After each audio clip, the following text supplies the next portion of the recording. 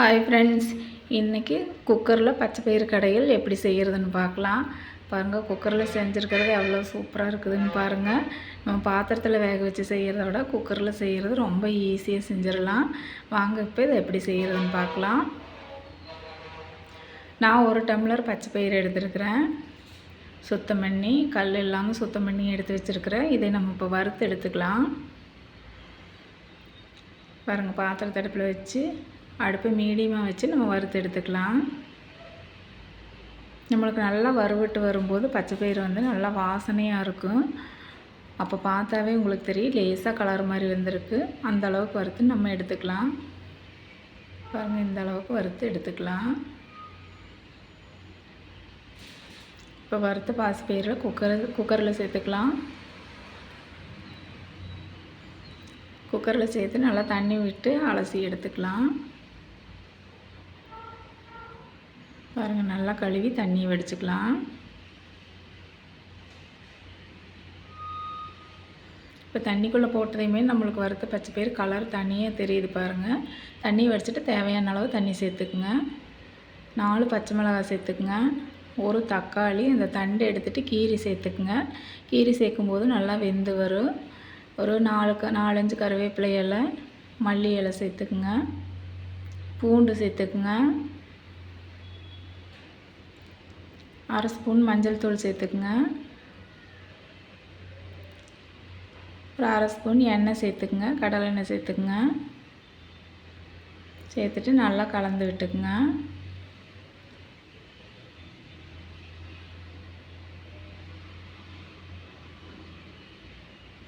நல்லா கலந்து விட்டுட்டு நம்ம குக்கர் மூடி போட்டு ஒரு 4 விசில் விட்டுக்கலாம். இப்போ 4 விசில் ஓப்பன் பண்ணி பார்த்தா பாருங்கள், நம்மளுக்கு எப்படி வெந்திருக்குதுன்னு பாருங்கள். தக்காளி எல்லாம் கீரி சேர்த்தங்காட்டி நல்லா அப்படியே பிரிஞ்சு வந்துருச்சு. நம்மளுக்கு பச்சை பயிறு நல்லா வெந்து வந்துருச்சு.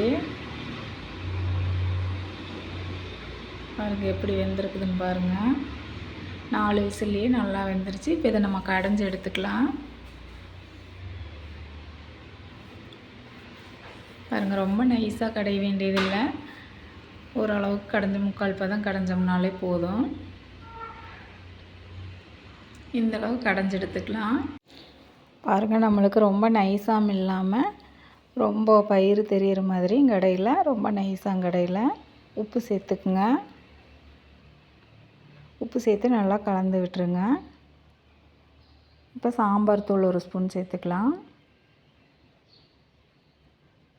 சாம்பார் தூள் சேர்த்து எல்லாம் நல்லா கலந்து விட்டுருங்க.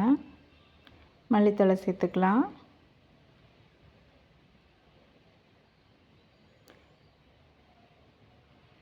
மல்லித்தழை சேர்த்து கலந்து விட்டுட்டு நம்ம தாளிப்பு ரெடி பண்ணிக்கலாம். இப்போ பாத்திரத்தை அடுப்பில் வச்சு நான் தேங்காய் எண்ணெய் விட்டுருக்குறேன் தாளிக்கிறதுக்கு. கடுகு சேர்த்துக்குங்க. சின்ன வெங்காயம் சேர்த்துக்குங்க கட் பண்ணி. கருவேப்பிலை சேர்த்துக்குங்க. நல்லா வதக்கி விட்டுருங்க. நம்ம மிளகாயெல்லாம் அதிலே சேர்ந்துருக்கிறதுனால வெங்காயம் கருவேப்பிலை மட்டும் போதும். இப்போ வெங்காயம் நல்லா வதங்கி வந்துருச்சு. பாருங்கள், இந்தளவு நல்லா வதங்கி வந்துருச்சு. இப்போ இதை நம்ம பச்சை பயிரில் சேர்த்துக்கலாம். பாருங்கள், சேர்த்து நல்லா கலந்து விட்டுருங்க. நல்லா கலந்து விட்டுட்டு அடுப்பு மீடியமாக வச்சு கொஞ்சம் கொதிக்க விட்டுக்கலாம். பாருங்கள், நல்லா கொதித்து வந்துருச்சு. இந்தளவு நல்லா கொதிக்க விட்டுக்கலாம். நம்ம தாளித்து அதே பாத்திரத்தில் ஊற்றிக்கிறதுனால ஊற்றிக்கலாம் வெங்காயத்தை கூட. இல்லை இதில் எடுத்து நம்ம குக்கரில் சேர்த்துக்கிறனாலும் சேர்த்துக்கலாம். இப்போ பாருங்கள், இந்தளவு நம்மளுக்கு கொதித்து வந்துருச்சு. இப்போ நம்ம அடுப்பை ஆஃப் பண்ணிக்கலாம். நம்மளுக்கு சூப்பரான பச்சை பயிறு கடையில் ரெடி ஆயிடுச்சு. இந்த வீடியோ பிடிச்சிருந்தால் லைக் பண்ணுங்கள், ஷேர் பண்ணுங்கள், கமெண்ட் பண்ணுங்கள்.